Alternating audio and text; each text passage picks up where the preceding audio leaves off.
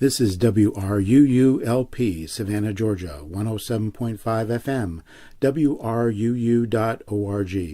We are Savannah Soundings, community radio with global soul.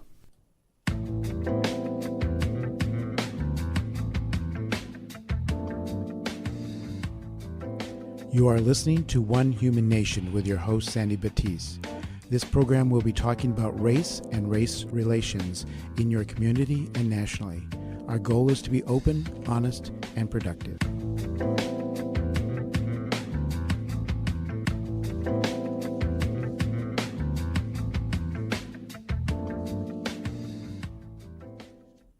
Welcome to the One Human Nation show. I'm your host, Sandy Batiste, and this is show 34.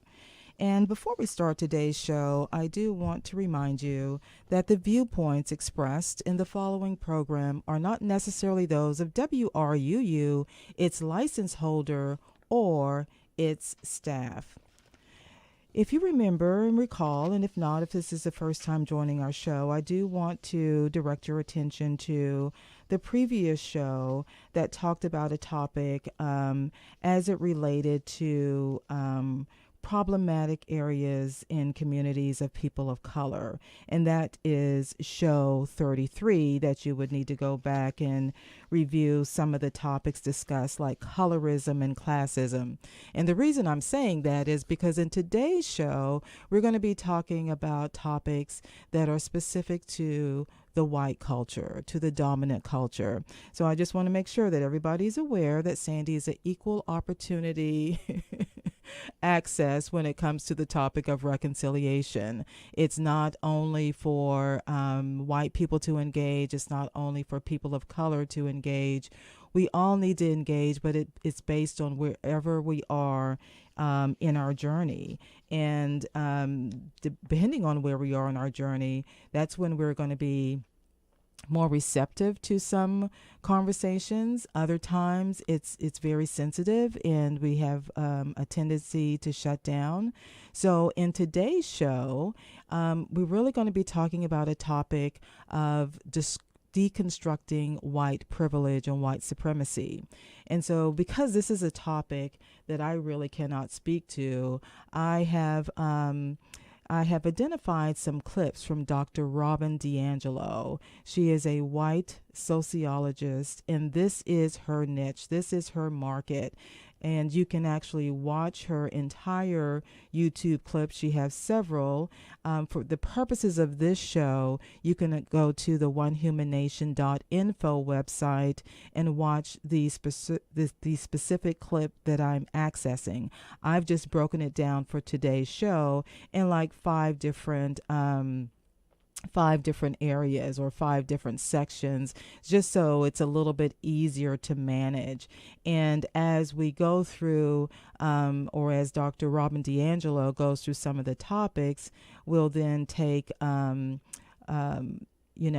perspective from a person of color, which would be me. So realize as I talk on the topic that Dr. DiAngelo is addressing, I am not speaking in any way for all people of color. I'm not speaking for all African American females. This is my response based on where I am in my walk of reconciliation. And remember, this is not about judgment. But I do know as you listen to this talk by Dr. Robin DiAngelo that it is going to create some tension. So let's start with the first clip, which is kind of an introduction to Dr. Robin DiAngelo. I'm Dr. Robin DiAngelo, and my work focuses on the question of what does it mean to be white in a society that proclaims race meaningless, yet is profoundly separated by race. And to start this off, I want to draw your attention to the fact that I'm white. So just look at me for a moment, think about it, notice it. And part of being white is that it's a very uncomfortable thing for me to do. And it's taken me many, many years to be able to draw people's attention to my race and see any significance in it. And that's because as a white person, I was socialized to see race as what they had. I was just a person. I was just a white bread, a Heinz 57. I didn't have race. I was socialized to see race as individual acts of discrimination and prejudice, individual acts that anybody could do to anybody else, and if you did those acts, you were a bad person. And that is why, since I saw myself as a good person, I didn't see myself as connected to racism, and certainly didn't see myself as connected to race. In other words, I didn't have a sense of a racial identity. Today I understand that I move through the world always and most particularly as a white person. I have a white frame of reference and I have a white experience. And part of being white is to have that be invisible to us and to be able to live our lives without ever acknowledging that, to see that as non-operative. I now understand racism as a system, as a deeply embedded system, a system that our country was founded on and that all our institutions were created out of. And every institution reinforces this system. And it's a system of unequal power. So let me give you an example. Women in the United States got the right to vote in 1920. And there was only one possible way that we could have gotten the right to vote, and that was for men to give it to us, because we literally were not sitting in the seats of institutional power. We could not give ourselves the right to vote. That doesn't mean that we couldn't have personal power, but we didn't have institutional power. And that's the difference between a system and individual acts. Prior to women's suffrage, I could certainly discriminate against men, I could be unfair to individual men, but my group could not systematically deny men as a group the right to vote. And men controlled all the institutions, and they all worked together to convey the message that women's place was here and men's place was there. And that's the difference between individual prejudice and a system of inequality. So in this field, we think about oppression, or in this case racism, as group prejudice backed by institutional power. So if you're just tuned in, you're listening to the One Human Nation show, and that was a clip from Dr. Robin DiAngelo. And the topic we're talking about today is deconstructing white privilege. And it was interesting to me as I listened to this clip from Dr. DiAngelo and her reference to the women's suffrage movement. And this was from a perspective of a white person, because I'm going to bring to it how this played out for for African American females during this time that wanted to be a part of this movement, but they were discouraged from being part of this movement because at all costs, the dominant culture at that time, which was white male, definitely was very steeped in racism. And if you recall what was going on in our country at that time, there were lynchings very much connected to white females accusing black males of rape or inappropriate behavior.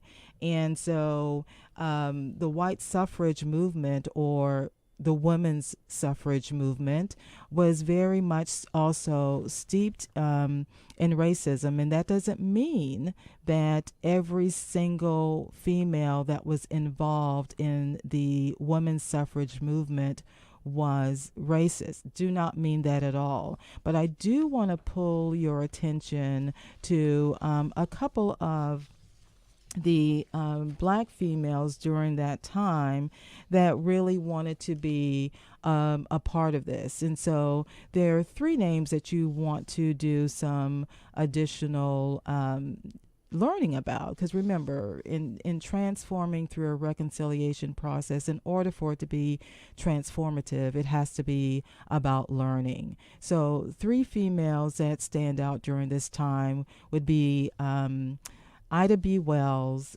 Sojourner Truth, and Mary Church Terrell, which you might not be familiar with. So I'm going to basically touch base on all three of these women before we return to the clip from Dr. Robin DiAngelo. So Miss Ida B. Wells, she was also involved in the formation of the NAACP, and you hear maybe less about this unless you really study that particular movement.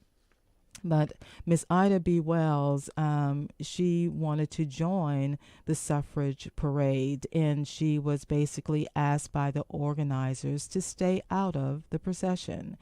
And so some of the white suffragists during this time, they really refused to march alongside blacks. So I'll let you make the determination of what that meant for the movement. That did not stop her. She was there, and and she joined in anyway. As the march progressed, she wasn't there when it started, but she was definitely there in the mix as the march continued. And if you read more about Ida B. Wells, you know that she was instrumental in her writings about the lynchings in the Jim Crow South. And she exposed a lot of this by going and traveling to England so she can get the word out of, look, this is what's going on in the United States of America. And this was at great risk to herself individually. The other woman that I want to point out to you, which most of us have heard about, is Sojourner Truth, and I just love me some Sojourner Truth.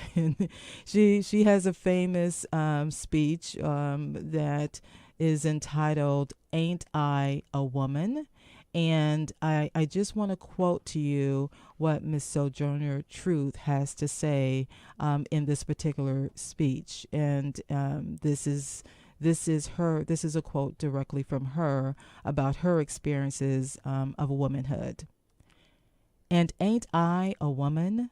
Look at me. Look at my arm.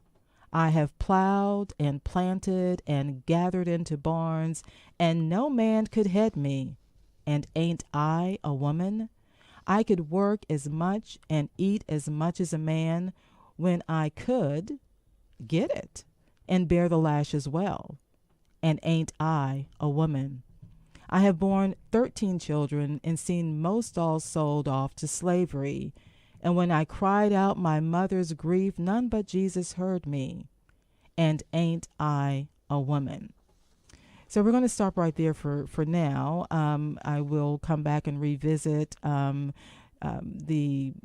the other person that was really instrumental in the African American involvement in the right to vote, and that's Mary Church Terrell.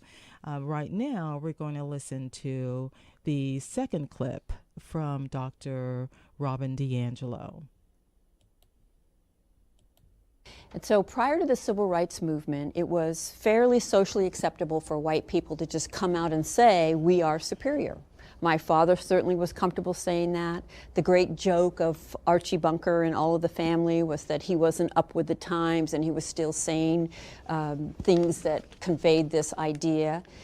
But post-civil rights, it became bad to be racist, right? It became unacceptable to be racist. And that seems like a positive thing, right? Racism's bad. But unfortunately, what it morphed into is to make it impossible for white people to look at racism, because what we hear is, I would have to be a bad person in order to perpetuate racism. It became a moral issue.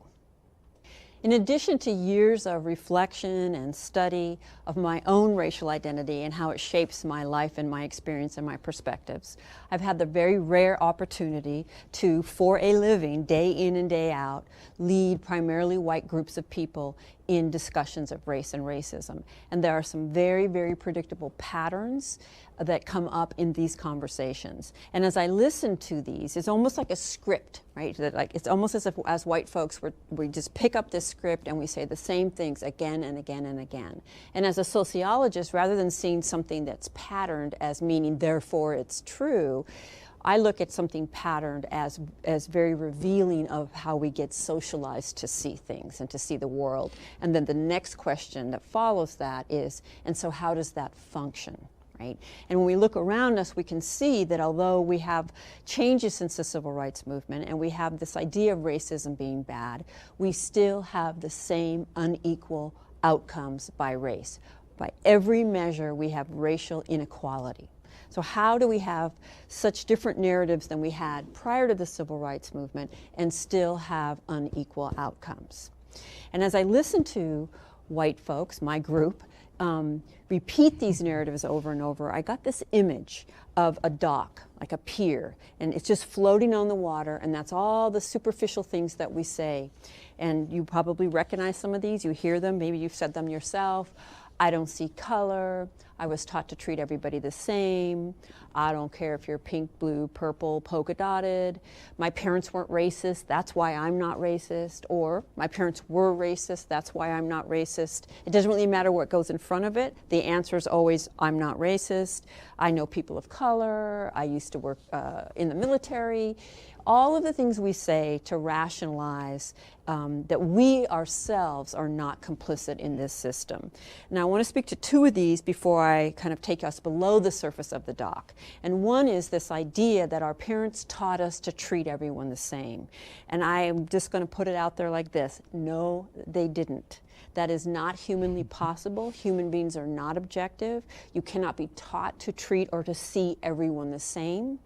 And when you say that, you're indicating that you don't understand how socialization works, which is actually a positive thing in the sense that that can direct what you would need to focus on if you want to get deeper understanding.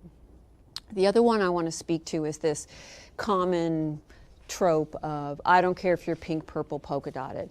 If that's in your vocabulary, I would urge you to please drop it and never say it again. Although it isn't intentional, it's actually very demeaning. People don't come in those colors, and what it conveys is that you're not prepared to engage with authenticity. Okay?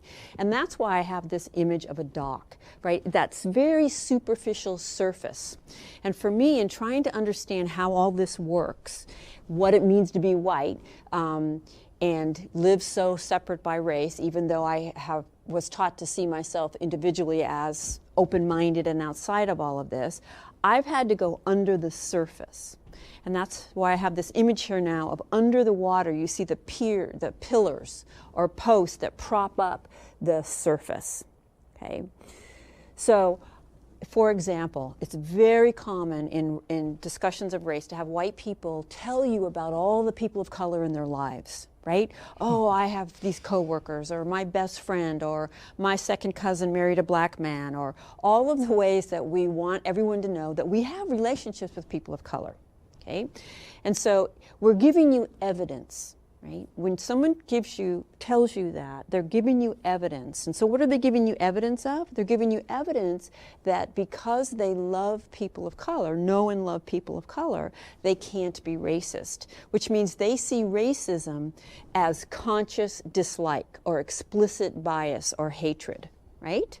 And they're communicating to you that they don't have conscious dislike or hatred, as evidenced by all of these people in their lives. And what we don't understand is the power of implicit bias. Most bias is unconscious. And that makes it very, very dangerous because it drives our behaviors, but we're not aware of it. Yes, it's wonderful to have people of color in your life if you're white. Many, many, many people, white people, don't have people of color in close relationships. But that doesn't mean your life is free of racism. That doesn't mean you don't have a white experience or a white perspective. And it also doesn't mean that racism will not surface in your relationships with people of color. If you just tuned in, you're listening to the One Human Nation show, and we're taking a look today at the topic of deconstructing white privilege, white supremacy, this term racism, from Dr. Robin DiAngelo. And so as we listen through these clips, she's definitely speaking from her point of view, her truth, and from her area of expertise. And so keep in mind as we continue in listening to and learning about what does this look like from a white privilege point of view, I do want to remind you to keep in mind that there is going to be tension. One of the things that we say in the One Human Race workshops is the divine is found in the tension.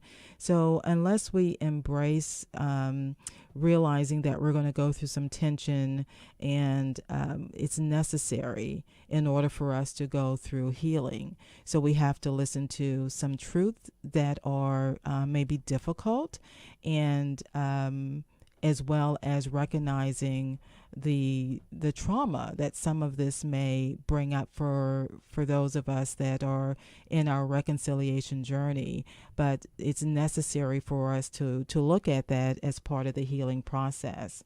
So before we listen to the next clip from Dr. Robin DiAngelo, I do want to point out or kind of talk about the third woman that was part of really what was going on for suffrage for women from people of color, specifically African American women. And the other person's name I had mentioned was Mary Church Terrell. Well, she was the president of the National Association of Color Women, which formed in Washington, D.C. in 1896. And she formed it in response to a Southern journalist, James W. Jack's attack on the character of Black women. And in a letter he published, the president of the Missouri Press Association wrote, which I assume is him, that he was the president of the Missouri Association. It basically stated they, meaning Black females, they were prostitutes and all were thieves and liars. So out of this came the motto for this National Association of Colored Women that stated, lifting as we climb. So it was an intersectional coalition fighting for the right to vote, as well as pushing anti-lynching campaigns, wage equity, and desegregated transportation.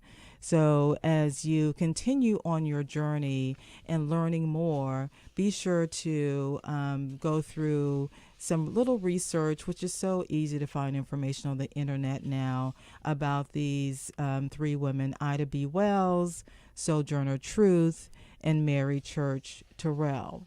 So we're going to go back and we're going to listen to Dr. Robin DiAngelo continue deconstructing on this topic of white privilege and racism. So if we go underneath and we look at the pillars that are supporting that kind of superficial ways that we're taught to think about racism, we see individualism as a very powerful prop or support, this idea that each of us is unique and outside of socialization. We see universalism, which is kind of the opposite of individualism. Individualism says, why can't we all be different? And universalism says, why can't we all be the same? This is a very popular ideology in religious or faith communities. And I'm not arguing that on a deep spiritual level, we're not all universally the same. But we don't live, if you will, in the spiritual realm. We live in the physical realm. And here in the physical realm, we have to ask ourselves, how does it function to say we all bleed under the skin? Well, it functions to take race off the table, to take power off the table, to deny that we have fundamentally different experiences, because racism is real. And while race isn't real, in other words, at the biological level, there is no real, true race or racial difference as we're taught to understand it, these very superficial signifiers of racial difference that allow us to categorize people, these are very real in their consequences for people's lives. And this insistence that we're all one doesn't allow us to engage with that social reality. I try to help white people see how race functions in our lives. And I try to move us away from the really obvious, evident examples, such as a racist joke or a racist action, or things that would be recognizable to everybody, right? The kinds of acts that cause people like me, well-meaning people like me, to say I couldn't possibly be racist. I don't do those things. And I try to help white people understand racism as the very fabric of our society. And I think the most profound example of everyday racism is segregation. That most white people live in racial segregation. While we may work with people of color, when we go home, people of color are rarely at our dinner table. And I don't mean setting our table. I mean sitting and breaking bread with us, true relationships in our lives. Many people can recognize the explicit, kind of conscious dislike type of racism, racist jokes, racist expressions, the KKK. But I want to help white people see the everyday racism that's embedded and that we participate in. And I want to look at neighborhood and school segregation as an example. I'm going to start with this app here. These are the app's founders. It's a new app called The Sketch Factor. And what it does is when you go to a new city, you can put in where you are, and it tells you which neighborhoods to avoid because they're sketchy. And of course, sketchy is very much associated with race and class in the white mind. And so now we have the convenience of segregation through an app. We don't actually have to talk to other white people about, where are the good neighborhoods and the bad neighborhoods. And that good neighborhood, bad neighborhood, good schools, bad schools discourse is an example of new racism. I don't think it gets by anybody that is racially coded language. So this way we can come out and police those racial boundaries without ever kind of naming race. But we all know what we're talking about. And I think the most profound way that my life has been shaped by my race is through the power of segregation. Most white people do live in segregation. We choose that segregation. And in a lot of ways we celebrate it. What makes a school good and what makes a neighborhood good? Well, the absence of people of color. That is the way that white people measure the value of their neighborhoods and schools. And while we don't come out and name that, we all know what it is. And so I have had to think very deeply on what it means to have grown up in a primarily white neighborhood, to be born into, to go to school, to study, to learn, to play, to worship, to love, to work, and to die in segregation, and not have one single person who loved, mentored, or guided me convey that there was any loss. And I'm going to repeat that because I think it's very profound, and I really want us to sit with it. That I could live my whole life in segregation. In fact, if I followed the trajectory that my loving parents laid out for me in my good neighborhood and my good school and my good college and my good career, in which I would ideally rise to the top, I could easily never have any consistent, ongoing, authentic relationships with people of color. And not one person who guided me ever conveyed that there was loss. If you just tuned in, you're listening to the One Human Nation show, and the topic of today's show is deconstructing white privilege and white supremacy, and we're primarily listening to clips from Dr. Robin DiAngelo. It is time for us to take a break with some station identification and some announcements, so we'll be doing that, and then coming back looking further through the lens of reconciliation about this topic that really creates a lot of tension on our reconciliation journey. WRUULP Savannah, Georgia, 107.5 FM, WRUU.org. We are Savannah Soundings, community radio with global soul. If you enjoy the programming on WRUU-LP, please support the station with a donation. Basic memberships begin at only $50. Additional membership levels are available, and monthly or recurring donations are welcome as well. To check out our membership rates and to donate to the station, go to www.wruu.org/individual and select your preferred donation level.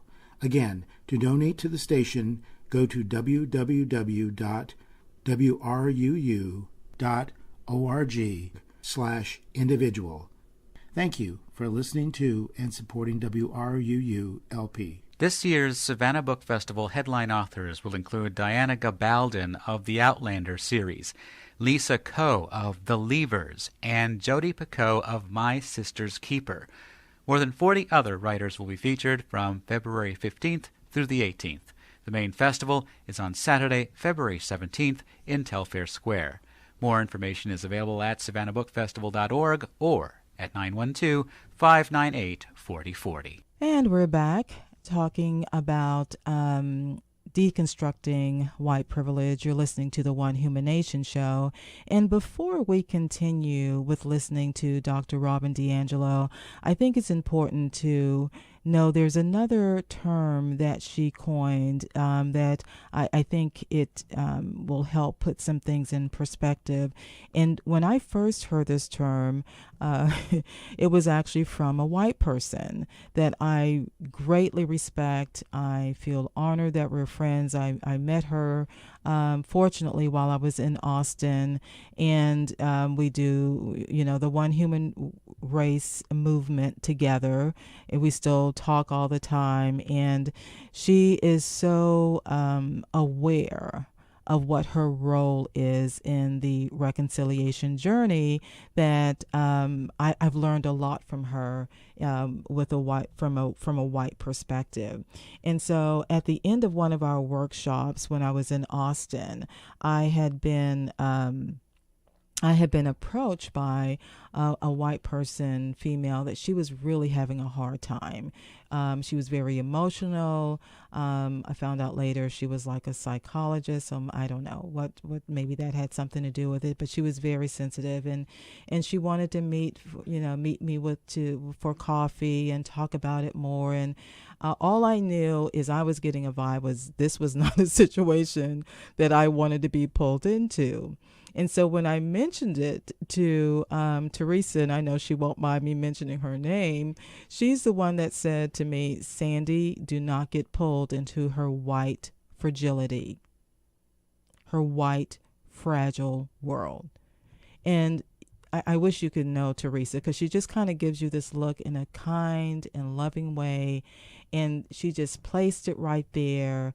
And I thought, okay, I guess I'm going to need to learn about white fragility as I continue on my race reconciliation journey. So I want to point out to you, and I found this article from a white person, Sarah Watts, and she wrote this. It looks like the date that I'm looking at is July 2016, and the title of this article, and I'm assuming this is from her blog, it says, "White fragility is real. 4 questions white people should ask themselves during discussions about race." So I'm going to get to the 4 questions, but I do encourage you to Google it, because she gets into a lot more detail than what I'm going to get into here. But she points out that, a lot of her journey was based also in learning more from Dr. Robin DiAngelo. And when she heard about this term, white fragility, it kind of perked up her ears. And according to Dr. DiAngelo, she basically states, that most white people live in a social environment that insulates them from race-based stress due to their privilege as part of the cultural majority. And so she defines, and she coined this phrase of white fragility, and it's defined as a state in which even a minimal amount of racial stress becomes intolerable to white people, triggering a range of defensive moves. And so the author of this article, she kind of goes into more details about these are the 4 questions you need to ask yourself if you are in this place of white fragility. Question 1, am I trying to change the subject? And she goes on to say, raise your hand if you've heard or said the following. Arguing on Facebook is pointless. All lives matter. Why are we talking about this when we've got blank and insert whatever to worry about? In other words, she says this translates to, I'm uncomfortable. Can we talk about something else? And so that's one of the questions. Am I trying to change the subject? The other question is, am I using inappropriate humor to deflect? And she points out when there's this thread going on a topic on Facebook, then all of a sudden there's this interjection with some joke that people think has some humor. And in one that she saw, it basically featured Labrador retrievers. And the caption was, Black Labs Matter. All labs matter, in an attempt to diffuse the situation, to stop the tension. So she kind of goes on to state more about that. But for the sake of time and on this show, I'll let you, do your research into that and learn more about it. But the third question is, am I getting defensive or angry?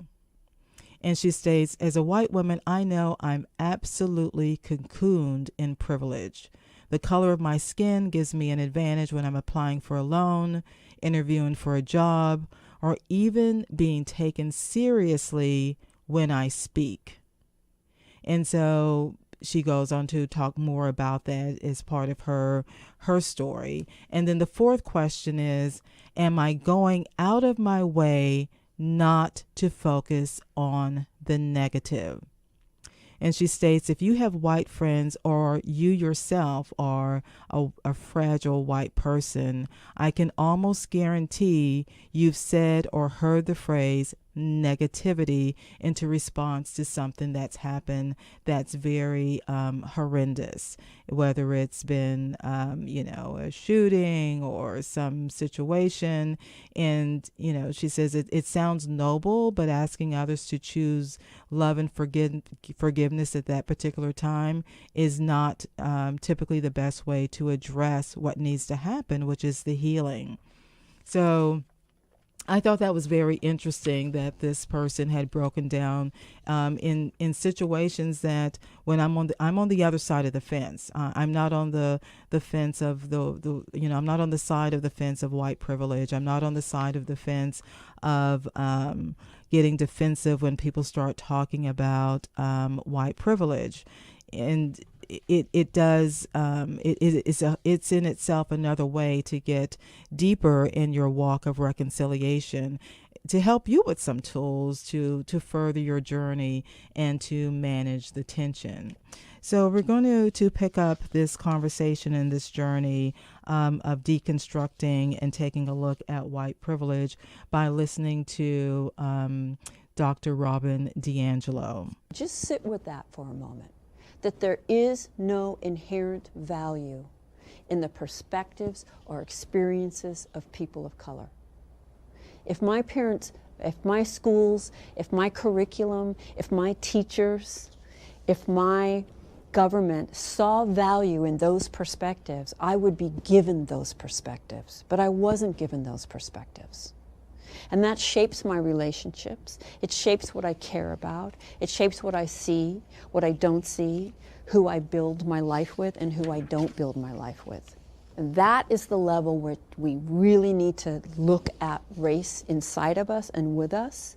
In the line of work that I do, it's a breakthrough if you can get white people to acknowledge that our race privileges us in this society, right? That is like the second coming, to get white folks to admit that we are privileged by our race. But even that begins to get superficial. And you'll hear white people say, just because of the color of my skin, I have these things, as if this is just an accident that happens. And I want to take us deeper. I want to take us inside this skin. My psychosocial development was inculcated in the water of white supremacy. That is what I call this system. I don't mean the KKK. I mean a system in which whiteness and white people are central and seen as inherently superior to people of color. My personality was formed in that water. My worldview was formed in that water. I didn't choose it. It isn't my fault. I'm not racked with guilt about it, but I am responsible for changing it, because the default of our society is the reproduction of racism. It's built into every system and every institution. And if we just live our lives and carry on in the most comfortable ways for us, we will necessarily reproduce it. There is no neutral space. Inaction is a form of action. One of the most effective adaptations of racism since the civil rights era is this idea of a racist is a bad person, and if you're not racist, you're a good person.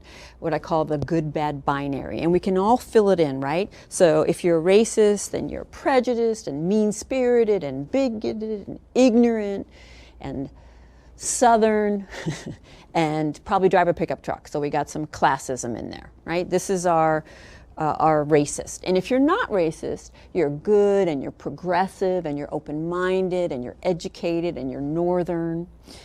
And this binary is probably the number one construct that keeps racism today in place and makes it nearly impossible to talk to white people about racism. The defensiveness we have comes from this binary. What we hear is, you just said I was a bad person. And so this binary sets it up to be mutually exclusive. You cannot be a good person and be complicit with racism. So you'll notice in the news when racism gets talked about, they'll bring in the evidence they'll have to defend the person that's being accused of racism is, but he's a really nice person. Right? Because again, it's mutually exclusive. We have to understand racism as a system that we're all a part of. You know, I often, in my trainings, after I've kind of laid out kind of how racism works, I'll ask people of color, how often have you given white people feedback on our inevitable, unaware and unintentional, but inevitable racism, and have that go well for you? And, you know, there's eye rolls and laughter, and basically the answer is never, right? It's virtually impossible for people of color to give us feedback, because that binary sets us up to defend, right? I must, at all costs, deflect and establish that I am not racist, right? And that makes it so that we can't examine the reality of the society that we live in. And then I'll follow up and ask this question. So what would your daily life be like? This is a question I ask the people of color. If you could simply give us feedback when we step in it, which we inevitably will, and have us receive that with grace, reflect, and seek to do something different, what would your daily life be like?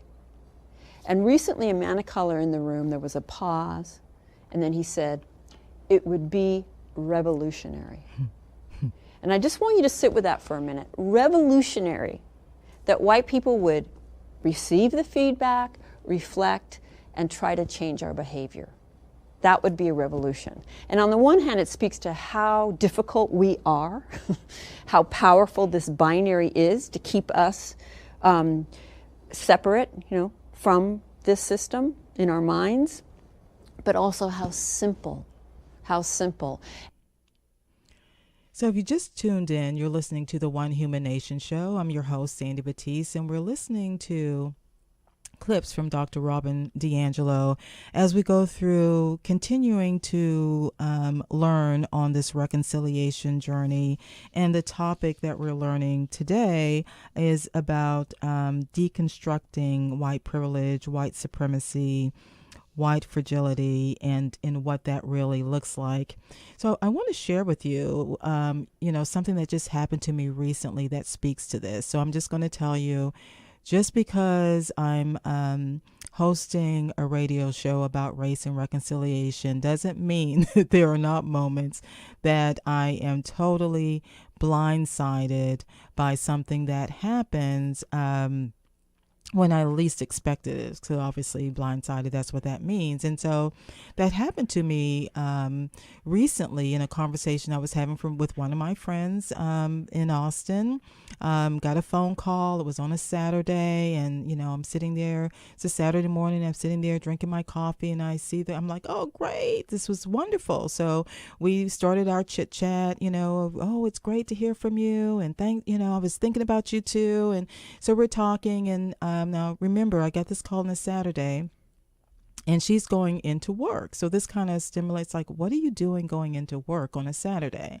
And so she tells me, what's going on. And of course, then there's some other things going on with that. And then we start talking about some other things. And somehow, Sandy got pulled down this rabbit hole. And it was in reference to, I asked the question, and keep in mind, I am talking to a person that I have known for a number of years. We attended the same church. She also had participated in the One Human Race workshops. She'd actually even facilitated in the One Human Race workshops as far as telling her stories. She attended a liberal school, very much would be considered, I think, in many ways a progressive, a liberal, but she is a fiscal conservative. I am also a fiscal conservative, but we were friends. We were having this conversation, and somehow, in context of what we were talking about, I mentioned the word racism, and there was this immediate defensive response. Oh, if you're going to talk about racism, then we're not going to go down that. We're not going to go down that and talk about that, And I was like, well, no, that's not what I meant. I wasn't trying to say. And I mean, there was no getting through it, around it. It was, Sandy, just let it drop. And she wanted to let it drop. She basically said, I'm not going to talk about it anymore. Let's just, end this kind of like on a high note, and, enjoy your holidays, and, that kind of deal. So we ended it with, have a Merry Christmas, be safe. But at some point in time, we're going to have to revisit this conversation, because it's part of both of our journey of reconciliation and healing. But it was a wake-up call to me that you can't assume that everyone is at the same place that you think they are. And it's one of those lessons that my mom actually told me or taught me. And it wasn't anything she verbally said. It was what she physically showed me. And she said, what I learned from in interactions with her was I learned how to meet people where they are. But you kind of have to recognize where they are, because that's where the problems start. That's where the tension can be really tremendous. That's where communication can break down and relationships are broken.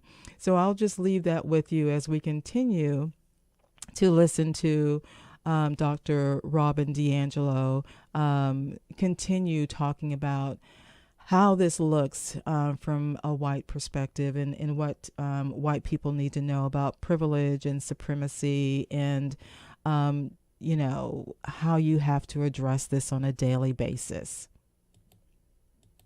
And that there are material consequences, right, in heart rate and blood pressure and length of life for people of color, from the ways that would lower the kinds of stress that they have every day navigating all of this from us while we deny that anything's happening. Returning to the pillars underneath the dock, now we can label them, right? So we have individualism, we have universalism, right? Individualism, why can't we all be different? Universalism, why can't we all be the same? They both function to take race off the table. We have internalized superiority that no white person can miss. It was not lost on me that fundamentally it is better to be white. I don't want that belief. I didn't ask for that belief, and I've committed my life to challenging it. But 24/7, that is what society reinforces for me. So internalized superiority is also one of the pillars. The good-bad binary, is a very foundational pillar holding up new racism, and segregation, the power of segregation to keep this system in place. And for me, by identifying those pillars, it has helped guide me to then how would I challenge each of those things. And so I urge you to take this journey. It is lifelong. It won't be over in my lifetime. I will never be free of all of the investments in this system that I have that I can't see, but I have committed my life to doing my very best to continually challenge it. And I invite you and in fact urge you to do the same. So if you just tuned in, you're listening to the One Human Nation show, and we've been listening to clips from Dr. Robin DiAngelo. And, you know, one of the takeaways for me in listening to this information is how she refers to racism as the new racism. Because when we hear the term racism, we automatically think, or at least I do, I'm going to use my I voice, I think of, you know, the mean, the evil, the hatred, KKK, the just really bad jokes, you know, the N-word. I mean, all of it is just, that's what I think about, what comes to mind. And when she uses this term, the new racism, it really brings to mind for me, can nice white people be racist? And it's very interesting when I was confronted with this by one of the nicest white people that I know. And I know she won't mind me mentioning her name, Teresa. She's been on the show before. We still collaborate and work on the One Human Race initiative back in Austin. And she was on show 3. And the reason why I reference show numbers is when you want to go and listen to more from a particular guest that I'm mentioning, all of the shows are cataloged by show number and the date they aired. So when you go to the One Human Nation website, and that's onehumannation.info, and you look at the show numbers, if I'm referencing show 3 to hear more from Teresa, that's the show you need to go to. And so there are 2 other shows that I'm going to reference here that you would need to, I think would be beneficial on you know, really looking through the lens of reconciliation, would be show 32 that aired on December 14th. And that was specific to looking at through the lens of reconciliation at the city's budget process for the city of Savannah. Then there was show 33 that aired on December 21st that was looking at the first introducing the topics, at least for this show, first introducing the topics of classism and colorism. So as we move to wrapping up today's show, I'm going to play a short clip from Teresa that also really opened my eyes to how important it is and how powerful it is when white people engage in this journey. And one of the conversations I had with Teresa, and I don't know if she realized how profound it was for me, and it was after one, I don't remember really when it was if it was after one of the workshops we were doing, or it was just in a conversation we were having at one of the coffee shops that we like to meet at in Austin. But I don't remember where. I just remember her saying to me these words. She says, well, you know, I am racist. And I was shocked because she was the nicest person I knew. And I had to wrestle with that. I had to get my head around that, because part of my narrative is I always thought until that moment that all of the bad people were racist, not the nice people that I knew, not nice people. They couldn't, you know, and for this nice person to say to me, well, I'm racist, totally was a shift for me. So, you know, let's take a listen. And this is in reference to part of Teresa's interview, and I was asking her about, well, what's the one thing you would recommend for white people? What is it that was kind of the turning point for you, and when you kind of took that step of taking action as opposed to just being inactive and just talking about it? So this is her response and recommendation. And so I started a whiteness reading group. Okay, and we met for a while. What book were y'all reading? Because that may be of interest to people that are listening, that are on that place in their journey. If you recall. Yeah, we read several books. The one that stands out for me is Robert Jensen's Heart of Whiteness. Mm. If you just read one book about whiteness, that would probably be pick one for me. If you pick one, you probably, if you're like me, you probably have to read it slowly, and you might need some alcoholic assistance with that. Right. It's a tough book, but it's a really good book. We've been listening, if you just tuned in, to the One Human Nation show, and that was a recommendation from Teresa on a book that is posted as a resource if you go to the One Human Nation website, onehumannation.info, and it's a book by